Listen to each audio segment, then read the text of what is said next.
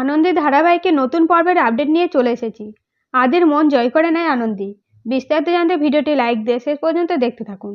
আনন্দী ঠাম্মিকে লুচি খেতে দিচ্ছে দেখে আদি রেগে বলে, আনহেলদি খাবার খাওয়াচ্ছেন কেন? আপনি ঠাম্মি ডায়েট চার্টটা পাননি? তখন আনন্দী বলে, হ্যাঁ পেয়েছি। তখন আদি বলে, তাহলে এরকম ভুল যেন আর কোনোদিন না হয়, ডায়েট চার্ট মেনে খেতে দেবেন।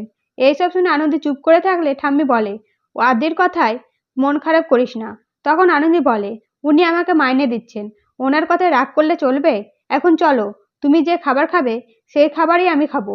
আমার জন্য একটু রেখে দেবে, আমি প্রসাদ ভেবে খেয়ে নেব। এরপর ঠাম্মির ডায়েট চার্ট মুখস্থ করে আনন্দী, এমনকি ডায়েট চার্ট অনুযায়ী খাবার দেওয়ার জন্য আনন্দী নিচে জল গরম করার জন্য যায়। সেই মুহূর্তে নন্দিনী মানে আদির বাবার কালিক এসে উপস্থিত হয়। আর রান্নাঘর বন্ধ করতে বললে আনন্দী বলে, রান্নাঘর বন্ধ করলে কিভাবে হবে? এখন তো ঠাম্মির জন্য জল গরম হচ্ছে, এরপরে ঠাম্মির জন্য খাবার বানাবো। এইসব শুনে নন্দিনী বলে, আমাকে অপমান করার সাহস কে দিয়েছে? তাছাড়া তুমি কে? তখন আনন্দী বলে, আমি ঠাম্মির নার্স।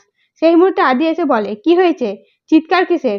তখন আদির মা সমস্তটা জানালে আদি আনন্দীকে বলে, ঠাম্মির দায়িত্ব আমি আপনাকে দিয়েছি, তাই আপনি নিজের মতো কাজ করবেন। এই বলে চলে গেলে নন্দীও রেগে চলে যায়।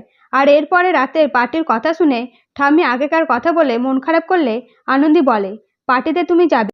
এমনকি পার্টির সময় আনন্দী জোর করে ঠাম্মিকে পার্টিতে নিয়ে গেলে আদির বাবা ঠাম্মি আর আদির মাকে অপমান করতে শুরু করে।